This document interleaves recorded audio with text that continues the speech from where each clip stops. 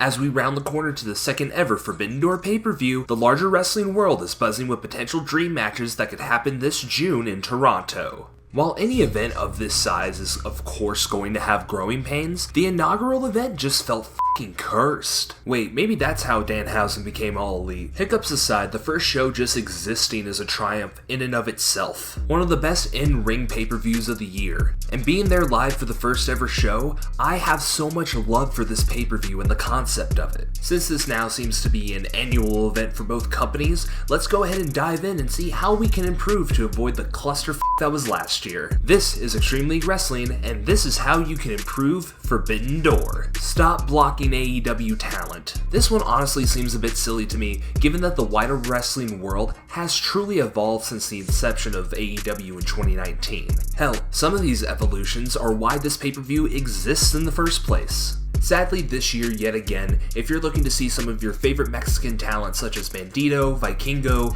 Rush, Commander, Penta, Phoenix, Andrade, and Dralistico, you're sure out of luck. Due to New Japan Pro Wrestling's exclusive working relationship with Mexican promotion CMLL, currently that makes it impossible for the listed talent to be approved for Forbidden Door, being that they all also work for Mexican promotion AAA. While I understand New Japan's stance holding strong and making their business partners feel secure in their relationship, the fans and the wrestlers themselves are the ones paying the price for this. Matchups we were supposed to have last year, like Andrade El Idolo versus Will Ospreay, had to be axed, unfortunately. Now look, I understand that the business operates differently down in Mexico, but so many barriers have been broken and forbidden doors have been kicked in to where companies are finally wanting to work together. We're missing out on so many match of the year contenders. Just imagine Minoru Suzuki versus Penta, and I'll leave you with that. A lighter work schedule before the pay-per-view. The first words that spring to mind when I think of Forbidden Door is amazing, but injury-riddled. When it comes down to it, the probable cause of this is a combination of things. The top two variables that pop in my mind are of course returning to pre-pandemic working norms and a flooded work schedule. While I don't personally know the physical conditioning of any professional wrestler, it seems like a net positive if you were to slow down on indie shows and extra work prior to this big pay-per-view. Saving energy for weekly TV in order to progress storylines and keep performers fresh can ensure that last-minute changes are less likely to happen. I've never been more devastated than sitting in Chicago traffic and checking Twitter and seeing that Tomohiro Ishii was not going to be competing for last year's All-Atlantic title 4-way. While I did fall in love with Clark Connors, I'll see you in person at some point, my sweet no-neck prince. Streamlined weekly TV. Weekly television is of course the backbone to any wrestling promotion. Not only does it help your business's bottom line, it also helps sell this historic pay-per-view you're trying to promote. Everything sadly seemed to fall to the wayside for AEW while building to Forbidden Door. Some storylines were a giant mess. Some were spread out for so long there was really no way to build to them. And a lot of the undercard felt like an afterthought or weren't even on the show. Look, there's no easy way to book a wrestling company leading up to a pay-per-view, let alone booking with two companies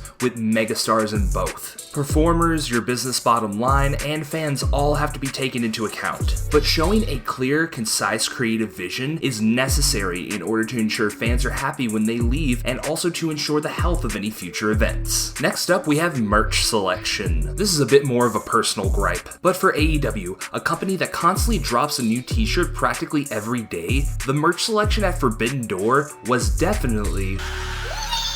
You know those dumb touristy shirts that say, I went to blank place and all I got was this dumb t-shirt?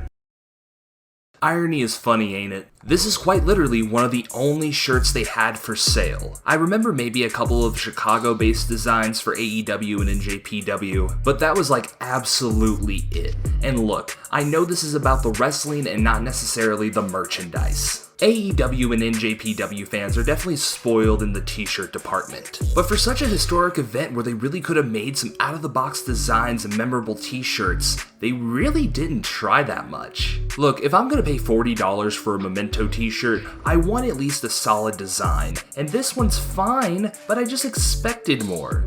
And to think, this is just a chicken t-shirt company, huh? And my last suggestion for improving Forbidden Door is unexpected results. As I mentioned in previous points, wrestling politics are a bit odd, and we have seen it play out with AEW and NJPW over the past few years. In order to change the conversation about this year's Forbidden Door event and to differentiate it from the inaugural event, you are going to need some shocking moments and unexpected results. Both companies' talent aren't a stranger to holding gold in the other company, with FTR going on their legendary tag title collection run in 2022, and Kenny Omega winning the IWGP US title at this year's Wrestle Kingdom. On the other side of the coin, while Orange Cassidy vs. Will Ospreay for the US title and Moxley vs. Tanahashi were all-time matches, were the results really ever in doubt? And I'm not saying Toru Yano should just go win the AEW World title or anything, but it would be fun to see talent win titles to freshen up their respective divisions. And we've even seen this in practice recently, with Katsuyori Shibata recently winning the ROH Pure title.